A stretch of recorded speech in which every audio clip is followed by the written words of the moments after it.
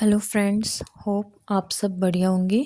तो आज हम पढ़ेंगे क्लास 9th का फिज़िक्स का chapter motion in one dimension.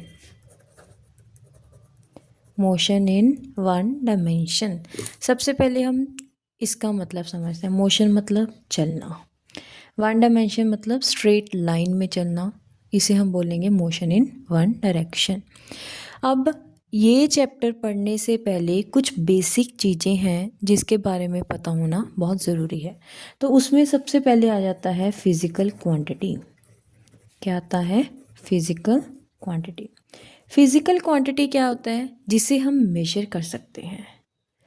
जिसे हम क्या कर सकते हैं? मेजर। उसे हम बोलते हैं फिज़िकल क्वांटिटी। ये दो तरह की होती है।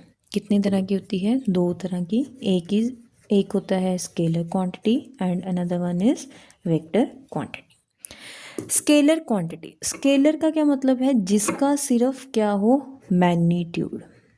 जिसका क्या सिर्फ क्या हो? मैग्नीट्यूड। अब मैग्नीट्यूड होता क्या है? मैग्नीट्यूड मतलब न्यूमेरिकल वैल्यू। मैग्नीट्यूड मतलब न्यूमेरिकल वैल्यू। जैसे हम कह दें 5 kg, क्या बोल दें? 5 kg। ये एक न्यूमेरिकल वैल्यू होगी ना 5, तो ये क्या है? एक स्केलर क्वांटिटी है। वेक्टर में क्या है? इसका मैग्नीट्यूड के साथ साथ इसमें हमें डायरेक्शन भी बतानी होती है। क्या बतानी होती है? डायरेक्शन। जैसे हम कहें 5 मीटर नॉर्थ, 5 मीटर नॉर्थ, ये क्या हो गया हमारा? मैग्नीट्यूड। और ये क्या होगी? हमारी डायरेक्शन। ठीक है। अब हम करेंगे दोनों के पैरामीटर्स कि हमें कैसे पता चलेगा कि ये स्केलर क्वांटिटी है या फिर ये वेक्टर क्वांटिटी है। अगर तो कोई स्केलर क्वांटिटी है तो उसके पीछे हम क्या लिखेंगे? उसके यूनिट। क्या लिखेंगे? यूनिट। और उसकी न्यूमेरिकल वैल्यू। मतलब इसमें यूनिट होएगी और सेकंड क्या होएगी? उसकी न्यूमेरिकल वैल्यू। और वेक्टर क्वांटिटी में देखो, सबसे पहले हमने उसकी क्या लिखी? यूनिट। क्या लिखी? यूनिट। फिर हमने न्यूमेरिकल वैल्यू भी लिखी और हमने उसकी डायरेक्शन भी क्या की? मेंशन की। तो ये 3 पैरामीटर्स वेक्टर क्वांटिटी के हैं और ये 2 पैरामीटर्स हमारे स्केलर क्वांटिटी के हैं। अब आती हैं दोनों की एग्जांपल्स। स्केलर क्वांटिटी में जैसे केजी, केजी में हम क्या करते हैं? मास, लेंथ, टाइम, डिस्टेंस, ये सारी एग्जांपल्स किसकी हैं? स्केलर क्वांटिटी की। और वेक्टर की कौन कौन सी हैं?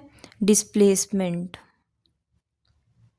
ये सब सारे जो मैं बोल रही हूँ इस चैप्टर में हम पढ़ेंगे। What is displacement, velocity, acceleration, ये सब हम इस चैप्टर में पढ़ेंगे। नेक्स्ट हमारा टॉपिक है रेस्ट एंड मोशन।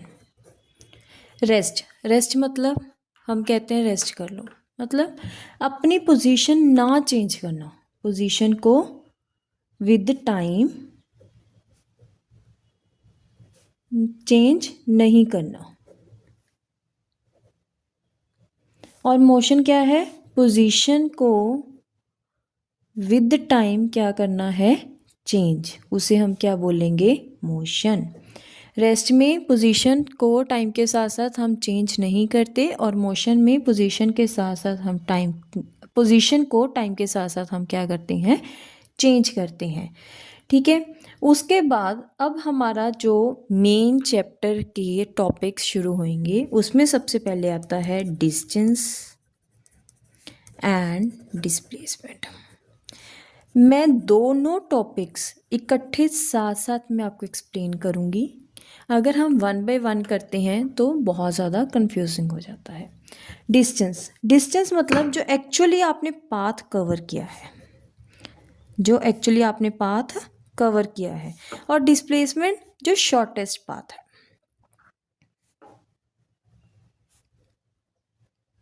देखो, ये आपका घर है, ये आपका स्कूल है। यहाँ से एक ये रास्ता है, एक ये रास्ता है, ठीक है। जो आप एक आपके फ्रेंड है, वो घर से ऐसे जा जाके घूम घूम के स्कूल जा रही है। जो उसने ये एक्चुअल पाथ कवर किया, यानी कि लेट्स सपोज ये 2 मीटर का था, ये 1 मीटर का था, ये 1.5 मीटर का था, ये 1 का था, 3 metre, 1 metre, this 3 metre, 2.5 metre, जो इसने टोटल ये कवर किया, यानी कि इसको जब हम ऐड करेंगे, जो इसने कवर किया वो क्या है, इसका डिस्टेंस। एक आप हो, आपने क्या किया, घर से स्कूल को सीधा ऐसे चले गए, ऐसे रास्ता सपोज कर लो ये 4 मीटर का था, आपने कवर कितना किया, 4 मीटर। और जो आपके फ्रेंड ने, उसने बहुत सारा डिस्टेंस, यानी कि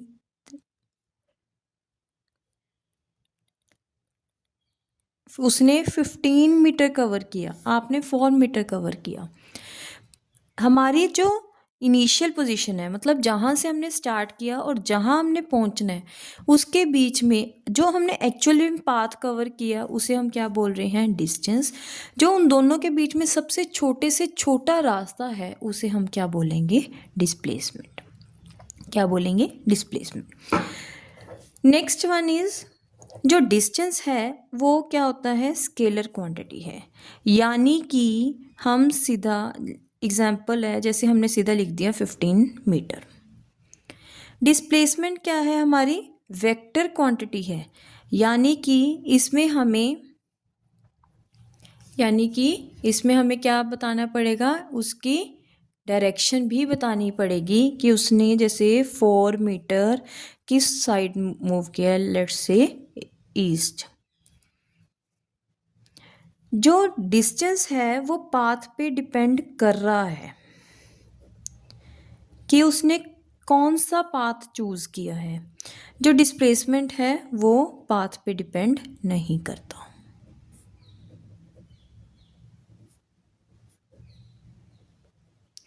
जो डिस्टेंस है हमेशा पॉजिटिव होएगा, और जो डिस्प्लेसमेंट है वो पॉजिटिव नेगेटिव दोनों हो सकते हैं, वो डिपेंड करता है कि हमारी डायरेक्शन पे। उसके बाद जो डिस्टेंस है वो हर बार या तो डिस्प्लेसमेंट से ज़्यादा होएगा या डिस्प्लेसमेंट से कम होए, सॉरी, या तो डिस्प्लेसमेंट से ज़्यादा होएगा या डिस्प्लेसमेंट के इक्वल होएगा डिस्टेंस। जो डिस्प्लेसमेंट है वो या तो डिस्टेंस के इक्वल होएगा या डिस्टेंस से कम होएगा, कभी भी डिस्प्लेसमेंट डिस्टेंस से ज़्यादा नहीं होएगी। जो डिस्टेंस है वो ज़ीरो नहीं हो सकता, जो डिस्प्लेसमेंट है वो ज़ीरो हो सकती है। इसके हम 1-2 न्यूमेरिकल्स करेंगे तो आपको पता चलेगा।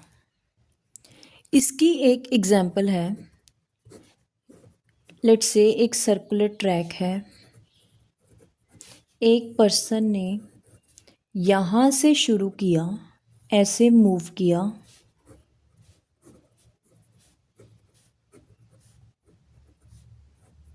और यहाँ आके उसने क्या कर दिया, ख़त्म कर दिया। जहाँ से उसने शुरू किया था वहीं उसने क्या कर दिया, ख़त्म। अब जो पर्सन है वो उसके क्या किया, उसने सर्कुलर ट्रैक में घूमा, तो उसका डिस्टेंस कितना होगा,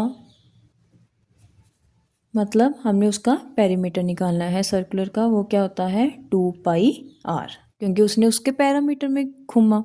बट डिस्प्लेसमेंट उसकी क्या होएगी, यहाँ क्वेश्चन आता है, डिस्प्लेसमेंट क्या होएगी। डिस्प्लेसमेंट क्या था, शॉर्टेस्ट पाथ है स्टार्टिंग पॉइंट और ख़त्म वाले पॉइंट पे।